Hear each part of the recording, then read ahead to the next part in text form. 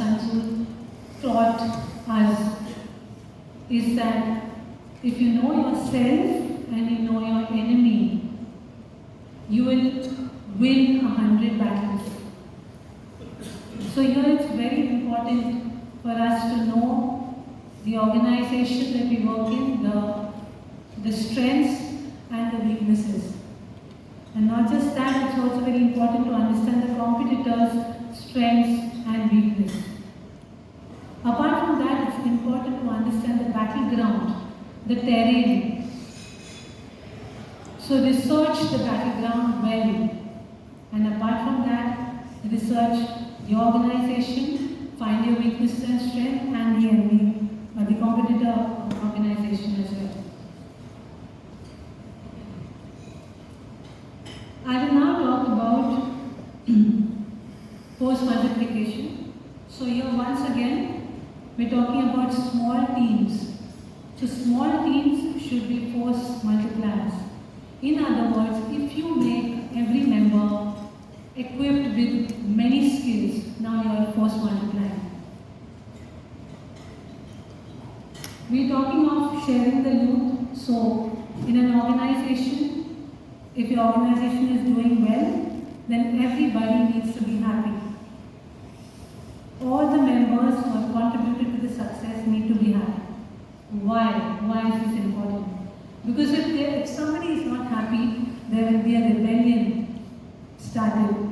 If somebody is not happy, he'll leave your organization and join the competitor's organization. And along with that, a lot of your way of working will pass on to the competitor's organization.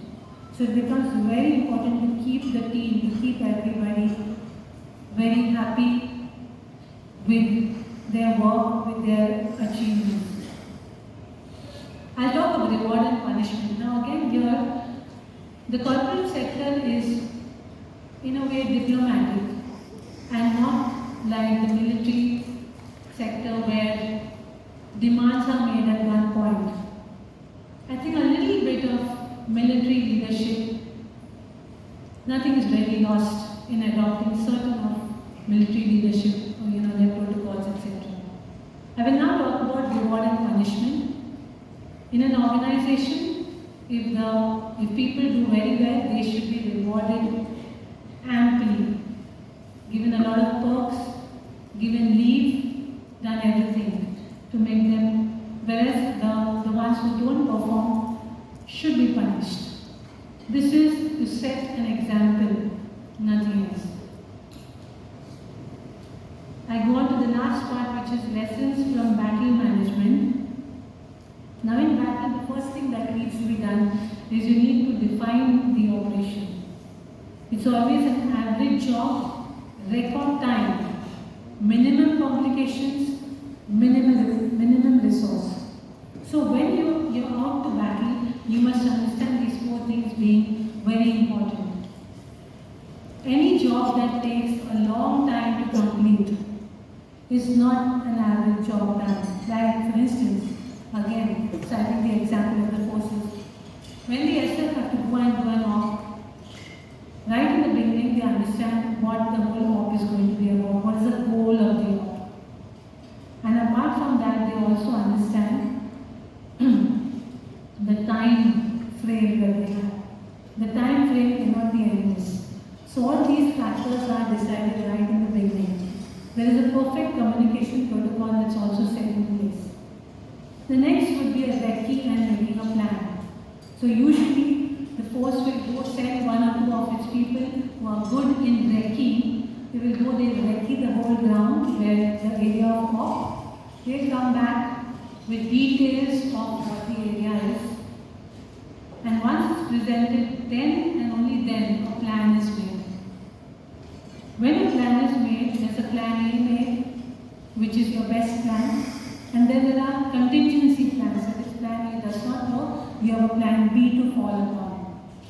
And apart from that, there's also a plan S, which is made. Plan S is made because if everything goes wrong, you must survive at all costs.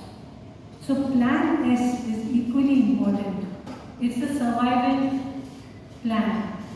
So though you're aiming to have plan A which is perfect in place, you should also aim for plan S which is survival in place.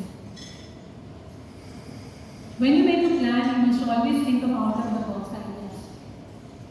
Think out of the box, think different. Don't just think the usual stuff that everybody thinks. Next would be risk management.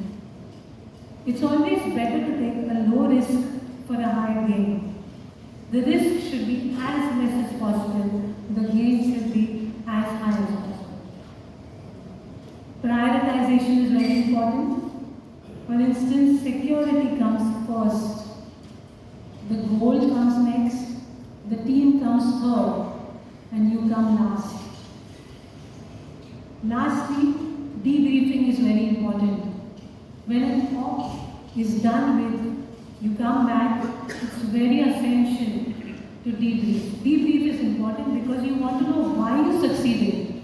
What were the winning points because of which you succeeded? And also at the same time, if you fail, you want to know where exactly in the whole chain did we make a mistake. The forces, special forces follow this to the hilt because for them it's a matter of life and death. For them, if something is not in place, if a protocol is not in place, if out of a squad, one member does not do things the right way, it could cost all the others their life. You're not going to reach your goal anyways, but you're going to be there. So that's why it becomes very important to understand this as well. Pick up the lessons to learn, lessons of winning as well as the lessons of defeat.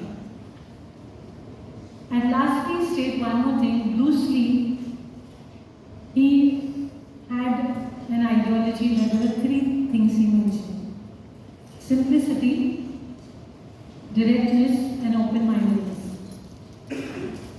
Simple means the more simpler your plan, the more effective, the chances of it succeeding are better. The chances of the complications are less. Direct means whenever you want to do something, don't go through a detour. Try to go straight from point A to point B. The shortest distance between 2 points is a straight line. Thirdly, be open, be bold. Try things which you have not done before. There's always a first time. And with this, I'd like to end this